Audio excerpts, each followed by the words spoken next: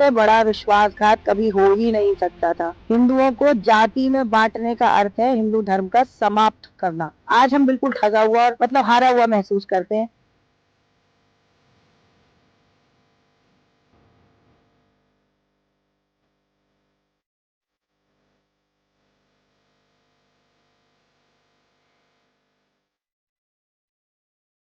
UGC के विरोध में पिछले 5 दिनों से उदिता त्यागी धरने पर बैठी। उन्होंने आमरण अनशन पे बैठी हुई हैं। उनको साफ तौर पर कहना है कि इस एक्ट को अगर खत्म नहीं किया गया तो वो धरने को आगे भी बरकरार रखेंगे। मध्य प्रदेश में भी इस एक्ट को लागू किया गया। उत्तर प्रदेश में सुप्रीम कोर्ट के आदेश के बाद अभी इस एक्ट को रोका गया है। उदिता त्यागी से बात करते हैं कि किस लिए वो लोग पिछले 5 दिनों से धरने पर बैठे हुए हैं। मैडम, धरने पर बैठने का आपको मोटिव? धरने पे हम लोग यूजीसी की जो गाइडलाइन आई है 2026 उसको वापस कराने के लिए बैठे हुए हैं। मेरे साथ गीता त्यागी जी बैठी हुई है और हम लोग को आज 6ठा दिन है यहाँ धरने पर बैठे हुए। इसलिए आप लोग धरने पर बैठे थे, क्या मांगे थे आप लोगों? हम लोग की मांग एक ही मांग है, स्पष्ट मांग है कि जो हिंदुओं के बीच में विभाजनकारी बिल एक ला दिया गया है बच्चों के बीच में कि 90% बच्चे एक तरफ हैं, 10% बच्चे एक तरफ हैं, तो 90 और 10% बच्चों के बीच में जो वैमनस्य बढ़ेगा, जो समाज का सोशल ताना बाना है जो खराब होगा, उसकी जिम्मेदारी किसकी है? सिर्फ एक इस बिल के चलते जो हिंदू एकता की बातें हो रही थी, जो बटोगे तो कटोगे की बात हो रही थी, एक रहोगे तो सेफ रहे की बात, सब सब बेकार हो गई, सब खराब हो गई और आज हिंदू जातियों में बट गया। जिस देश में जातिवाद, आप मानिए कि जो नए बच्चे हैं वो जातिवाद की तरफ बिल्कुल भी ध्यान नहीं देते। छोटे बच्चे जो है उन्हें पता भी नहीं उनके साथ बैठने वाले बच्चे कौन है। लेकिन अब स्थिति ये आ गई है कि बच्चे एक दूसरे से जाति बिरादरी पूछने लगेंगे। तो देखिए जातिवाद से जिससे हमने इतने सालों में पीछा छुड़ाया, एक एक बिल के चलते दोबारा से जातिवाद की खाई इतनी गहरी हो गई है लोगों के बीच में, खासतौर से बच्चों के बीच में। ये बहुत ही चिंतनीय बात है। आप मान के चलिए ये हिंदुओं का डेथ वारंट है। सारे हिंदू आपस में ही लड़ मरेंगे।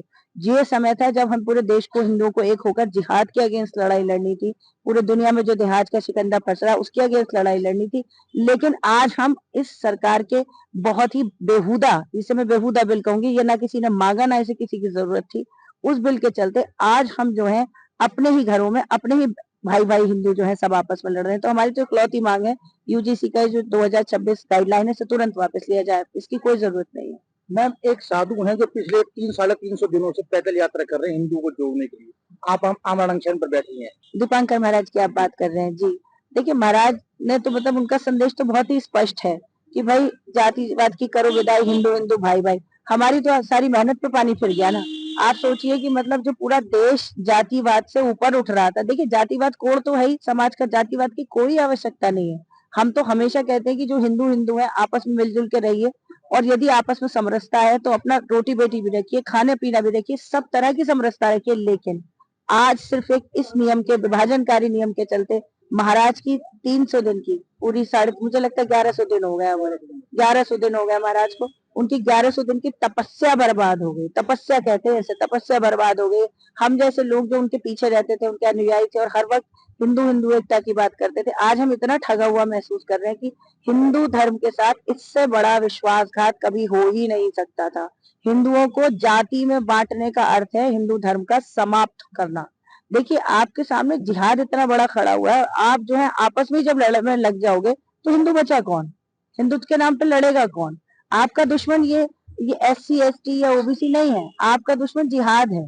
आपको जिहादियों से खतरा है। भाइयों को भाइयों से कभी खतरा नहीं होता है, आपस में नाराजगी भी होती तो सब एक हो जाते। लेकिन आपके बीच में ऐसा जहर बो दिया गया इस एक्ट के नाम का कि अब मुझे नहीं लगता कि आसानी से लोगों के दिल से बात निकल पाएगी और ये बहुत ही दुर्भाग्यपूर्ण है। मैं खुद कॉलेज में प्रोफेसर रही, आपको पता है, मैं PhD केमिस्ट्री PhD हूँ और मेरे लिए इतनी, मेरे पूरा परिवार, सारा शिक्षक परिवार रहा, हमारे लिए इतनी दुखद बात है कि हमारी तो जिंदगी भर स्कूल ही हरिजन बस्तियों में चले। हरिजन बस्तियों में हमने इतना काम किया, स्कूल चला, खुद उनके साथ रहते थे। लेकिन आज बताइए हम कहाँ आ गए? जिस भेदभाव को हटाने के लिए हमने इतने साल काम किया, आज हम बिल्कुल ठगा हुआ और हारा हुआ महसूस करते हैं कि ये इसकी जरूरत नहीं थी, किसी ने नहीं मांगा। सुप्रीम कोर्ट ने बैन लगाया, मध्य प्रदेश में लागू किया। देखिए बैन नहीं लगाया, सुप्रीम कोर्ट ने इनके इस वाहियात गाइडलाइन पर रोक लगाई और आप उनकी टिप्पणियां यदि पढ़ेंगे तो बहुत ही तल्ख टिप्पणियां सुप्रीम कोर्ट ने करी कि भाई तुमसे किसी ने मांगा नहीं, भाई तुम पूरा सोशल ताना बाना खत्म कर रहे हो, तुम देश को किस तरफ लेके जा रहे हो। इस तरह से तो हमारे बच्चों के बीच में जातिवाद का जहर घुल जाएगा। पढ़िएगा उनका जो उन्होंने इनको नोटिस दिया है, जो सुप्रीम कोर्ट ने टिप्पणियां की है।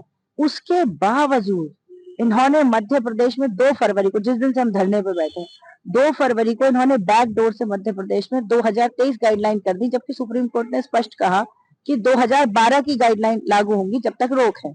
इन्होंने 2023 की बैक डोर से लागू कर दी। तो आप इस बात को मानिए कि इनकी मंशा ही नहीं है इसे वापस लेने की, इनकी मंशा किसी कीमत पर वापस लेने के लिए। तो फिर हमारे पास क्या चारा बचता है कि अपने बच्चों के लिए यहाँ आमरण अनशन करते हुए प्राण त्याग दे। और क्या बताइए, हम क्या करेंगे? हमारे को कहीं जाने ये दे नहीं दे, हमें किसी मंच पर खड़ा होकर अपनी बात ये करने दे नहीं रहे। तो सिवाय एक जिसे कहना चाहिए लाचार माँ का लड़ते हुए मर जाने के अलावा क्या विकल्प है? सारी महाकालियां इसीलिए बैठी हैं यहाँ पे।